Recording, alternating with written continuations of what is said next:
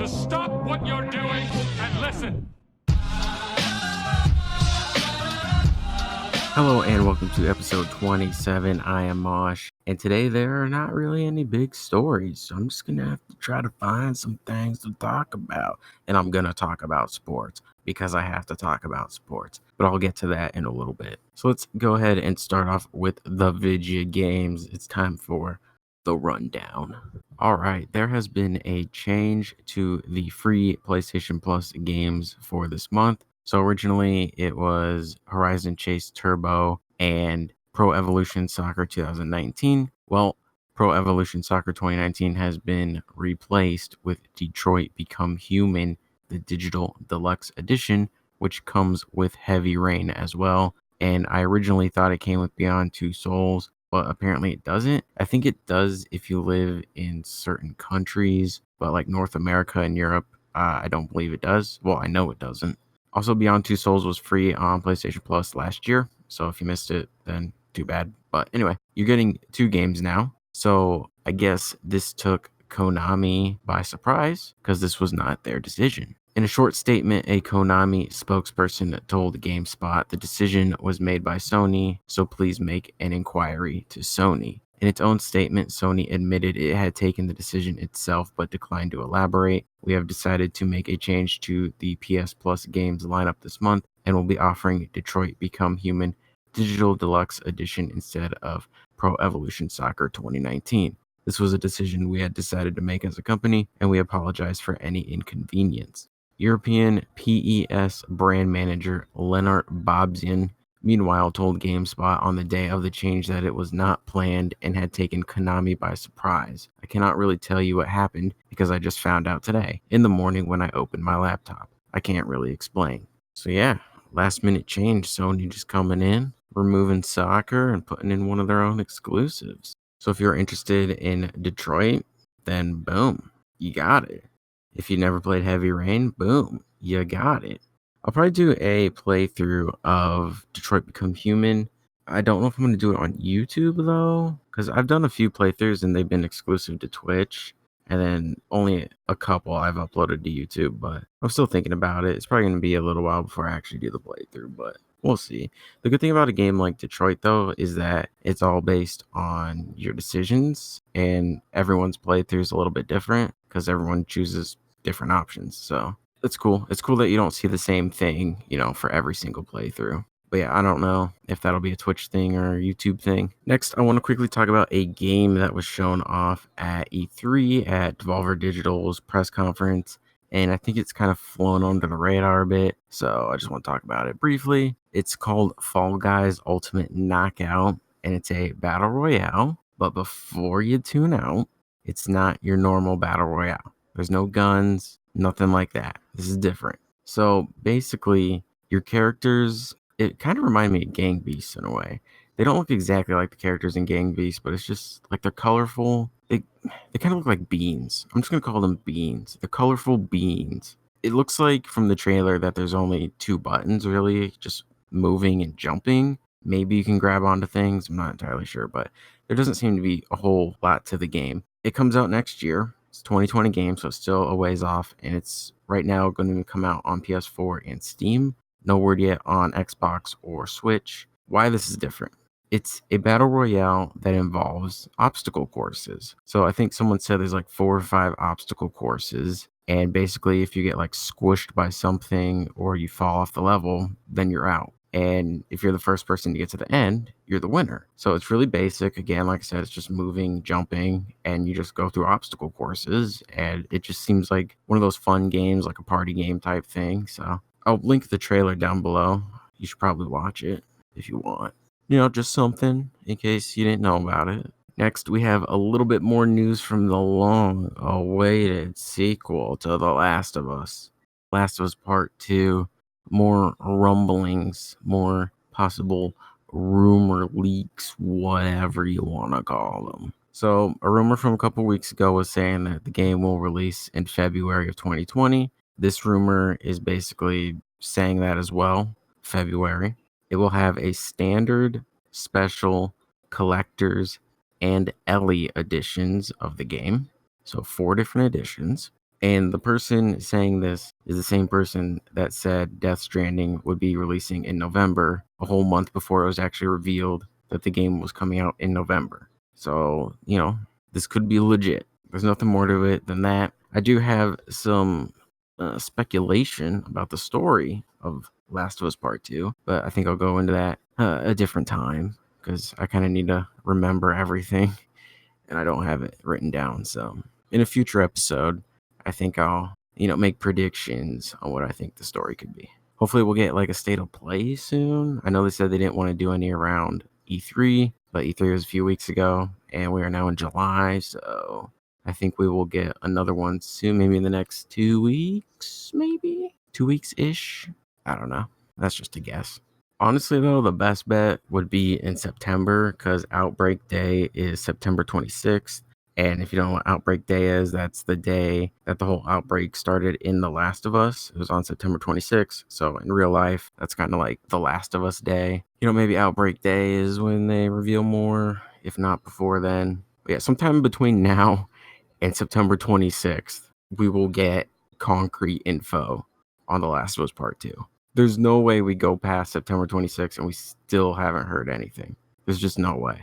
On to Crash Team Racing Nitro-Fueled. So the Grand Prix started last week and, they released that patch, the big patch that was supposed to fix some things, like the saves not being corrupted and getting deleted. It was not fixed. There are still issues. It is still happening. Yeah, I'm sure they're working on a fix, but that's pretty bad. That really needs they really need to find the issue and get that fixed.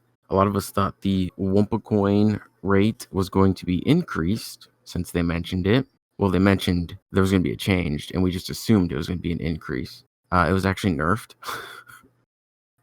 which is not good. I don't know how people that play offline are even getting coins. Like, you get so little coins playing single player or just playing offline in general. Like, I don't know how they save up for anything they want in the pit stop, which sucks for them because, like, everyone should have an equal shot at being able to get what they want. So I hope they figure that out too. They're doing a double Wumpa coin weekend and I'm getting more because it's double XP. Or not double XP, but double Wumpa coin. So I am getting a little bit more, but if you divide what I'm getting by half, it's still less. And also after every refresh every day, they do like the Wumpa hour thing where you get 5 times as many coins. And even with that and the double Wumpa coin on top of that for the weekend, like I'm still getting less. So it was definitely nerfed. And yeah, they got to figure that out.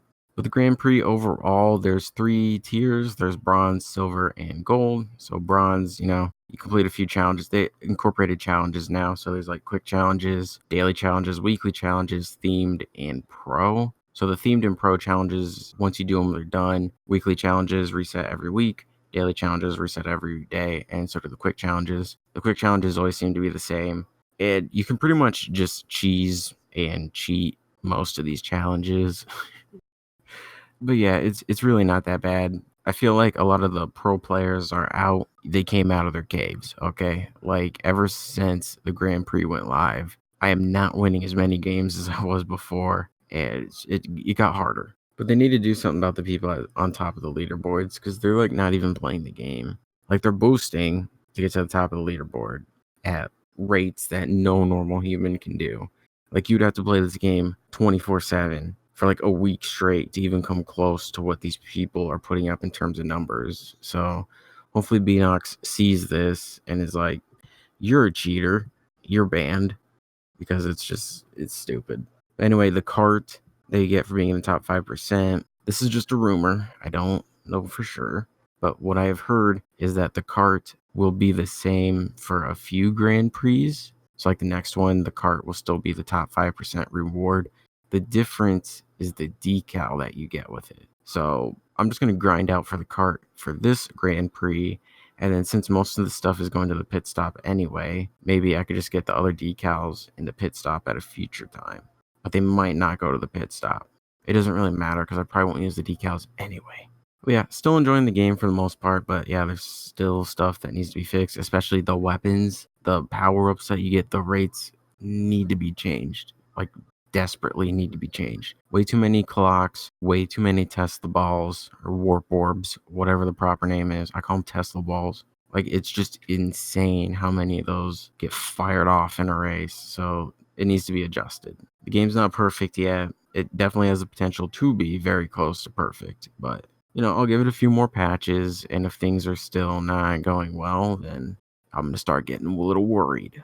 It would be nice if we could check the Grand Prix challenges in multiplayer, because right now, if you want to check them, you have to back all the way out to the main menu, which is pretty annoying. So if they could just put that in multiplayer or allow us to pin certain challenges, that would also be cool. Another thing that would be cool is if we could see the challenges be updated in the game. Like if it's, hit 3 people with, this power up. If we hit one person, then it could like pop up in one of the corners and just say like 1 out of 3.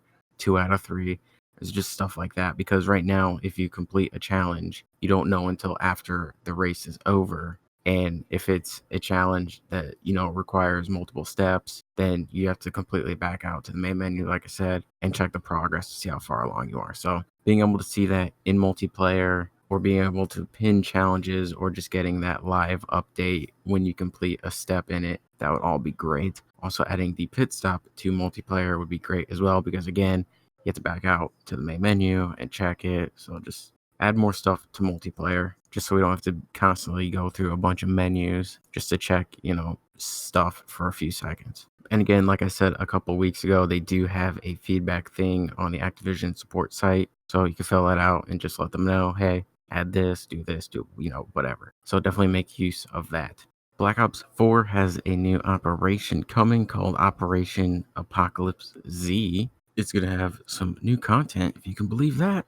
Reaper, the new specialist, was not new because he's a Black Ops 3, but whatever. They're adding Reaper to multiplayer. They're adding a new update to Blackout, the Haunting Fog. Not entirely sure what that is. And Alcatraz at night. If there's a video showing all this stuff, I missed it. I'm looking at an image right now. But anyway. There's going to be new black market items, new skins. There's like a severed arm, which is probably a melee weapon. It looks like some new weapon skins, as well as a new weapon, which I think is a crossbow. Looks like a crossbow. And some multiplayer updates. So during the first week of the operation, you get Reaper, Sticks and Stones game mode, the Reaver C86 crossbow. Okay, it is a crossbow. And the Argus shotgun, which was in Black Ops 3, and I believe that was the one that was lever action, or lever action, whatever.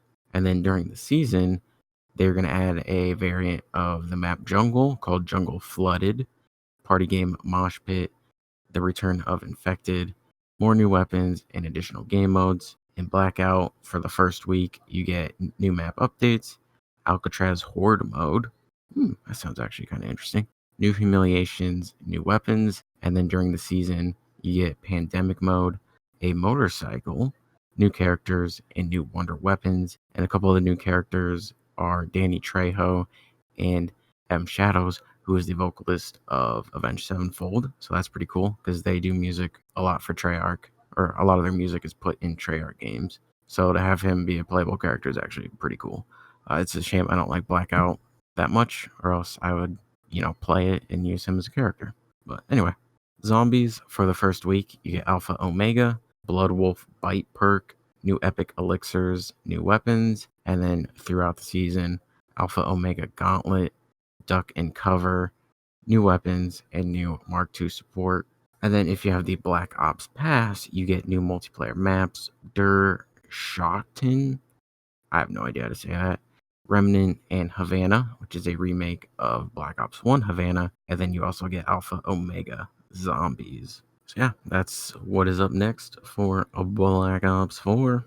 Okay, so I don't know why this just popped in my head, but I kind of want to do something called Do's and Don'ts. This will not be a weekly thing, but just for the sake of this week. Also, I forgot to tell people to be safe on the 4th of July and to not blow your fingers off. So if you blew your fingers off, too bad. Just like that Jason Pierre-Paul guy, football player. What an idiot. Dude's making millions of dollars playing football, and he blows a few fingers off from fireworks. Like, how stupid are you? On the topic of football, this is not the sports thing I was talking about, but on the topic of football, a player for the Dolphins, Kendrick Norton, was in a accident on the 4th of July, and The paramedics had to amputate his arm at the scene, and it just sucks because the dude's 22 years old. He got drafted last year, and his football career basically ended before it began. Anyway, back to what I was going to say. It's getting hot outside, right? It's July now. Don't walk outside in socks on the hot, ground, and put your feet in a pool of liquid. Because if you do this, you're going to burn your feet. I'm talking from experience. So one time I was at a concert and, we're standing in line waiting to get in, middle of July, and we're about to get up to security and they want us to remove our shoes because they're going to search us. Well, I removed my shoes and, the concrete's kind of hot, and someone next to me poured some water on the ground, or they spilt it or whatever. So I was like, oh, cool. I'm going to go put my feet in that so it'll cool my feet off. Nope. It probably made it 5 times hotter. I don't know what it is. I don't understand the science behind it. But if you're wearing socks and the ground is hot and you step in a liquid, it just makes it super hot. So I pretty much burned my feet, and that was before I was basically about to stand for like 9 hours straight. So that was fun. A few years later, I remembered this. I was like, you know what? I'm going to conduct an experiment. Maybe it was just a fluke. Let's try to replicate that event. I was at home and I was in the backyard and there was bricks. I put some water on the ground, stepped in it with socks.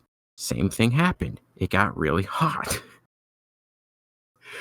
So, do's and don'ts. Don't step in liquid on a hot ground with socks on. You can try it out for yourself if you want, but you've been warned. Do put epilepsy warnings at the beginning of videos that have a bunch of flashing lights and images. I just saw a music video and someone in the comments who said they had epilepsy was like, hey, an epilepsy warning at the beginning would have been nice. Maybe in the future you can do that. And people were replying to them saying, get over it. You're a weakling, blah, blah. It's like, really? They're not a weakling.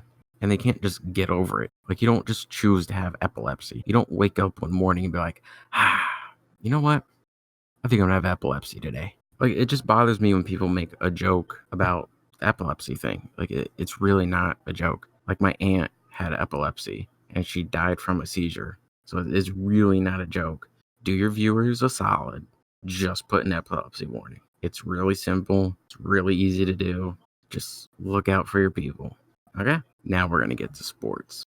Basketball. Okay? Lakers fans. All right. So free agency started, right? We've been on Kawhi Leonard watch for 4 or 5 days after it started, trying to see which team he's going to. Is he going to stay with the Raptors? Is he going to go to the Lakers? Is he going to go to the Clippers? Well, he went to the Clippers, and Lakers fans got mad, because they just deserve Kawhi Leonard. They act like they deserved him. You have LeBron and Anthony Davis, and you're mad that you didn't get your third superstar. Wah. It's disgusting, honestly, that some Lakers fans are entitled. They feel like they're entitled to everything and anything. It's like, you don't do anything. You get handed good players just because you're located in Los Angeles. That's the only reason. But these people act like they just work their fingers to the bone and they deserve every little thing. You don't. You didn't do nothing. Wah. Imagine being a Lakers fan and acting like you're entitled to anything. You can be a Lakers fan, that's fine. Just don't be a stupid Lakers fan, okay? I don't like California teams. I especially don't like Los Angeles teams. But you know what? I have nothing against the Clippers, and they deserve this. If it was between the Lakers and the Clippers deserve this way more than the Lakers do. And if you think the Lakers are a lock for the finals, you are severely mistaken. They are not. Those boys are going to have to work really hard to get to the finals. I hope LeBron stubs his toe, and I don't have to wish anything on Anthony Davis because he'll find a way to injure himself. But it doesn't really matter because the Suns are going to sweep the Lakers in the regular season anyway.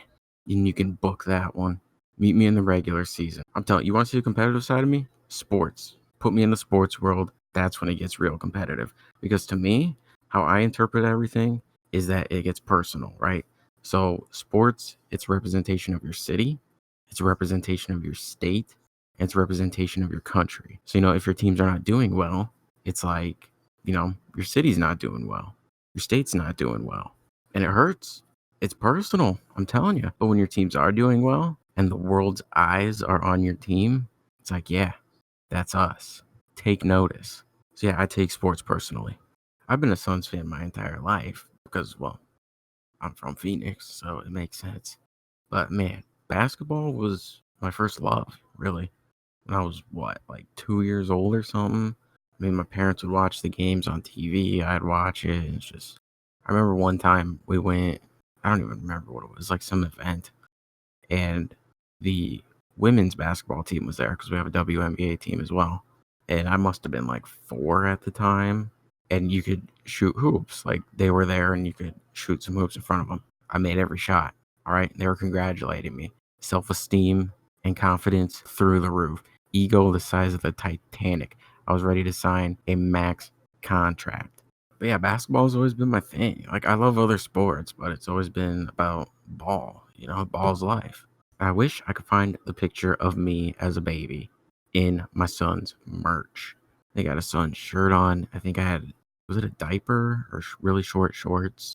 It was one of them. It was like a Suns diaper, Suns shorts. I think I had Suns socks on. Like huge smile on my face. I mean, I just knew. But just these days, everyone sleeps on the Suns because they're just not that great. But that's the thing, people are sleeping on them. They're better than people think they are. Trust me. The day will come. The day will come. And I just got to let people know now. Because when that day comes, the bandwagon people start coming, right? Boo. No bandwagons. Day one OG right here. If I ever find that picture, I'm going to post it on Twitter. Ain't no bandwagons here. You either ride or you die. So just to recap, don't put your sock-covered feet in liquid on hot ground. Do put epilepsy warnings at the beginning of videos that need them. And don't be a stupid Lakers fan. Again, I'm not calling all Lakers fans stupid. I'm just saying don't be a stupid one. Be an intelligent one, not a stupid one. So now onto my weekly pick. Wage War was teasing a new song for the 9th, and I know I'm sitting here waiting for it. It's not the 9th yet, but I'm still sitting here waiting for it because they released a new song back in, it was either January or February. It was early in the year. And I was like, wow, we're getting the new album sooner than I thought we were getting it because I thought it was going to come out in, summer or fall. But it turns out that was just a single and they had not finished the album yet. Well, they finished the album and we will get the new song on the 9th and probably an album announcement, release date, all that good stuff. Anyway, out of nowhere, Bad Omens are just like, hey, here's another new song. I thought we were going to have to wait another week or two for one, but nope, here's a new one. It's called Said and Done, and this is not helping the Bring Me the Horizon comparisons. But it's a really good song. I like it. They haven't made a song I don't like, so that's cool. And they also added a little guitar solo. I'm pretty sure none of their other songs have guitar solos, at least not off the top of my head. I can't think of any. Not that they have many songs to begin with. They only have one album out currently. It's not a crazy solo. It's very short and it's very easy, but it's still technically a guitar solo. But yeah, it's a really good song. So my weekly pick is actually the 4 songs that they have released so far from the new album. I will link all of them in the description so you can listen to them, because if I haven't made it clear by now, I am very much looking forward to the album on August 2nd. Their first album was my album of the year in 2016, so I have high hopes for this one. So yeah, that's about it. Just all 4 songs. Listen up.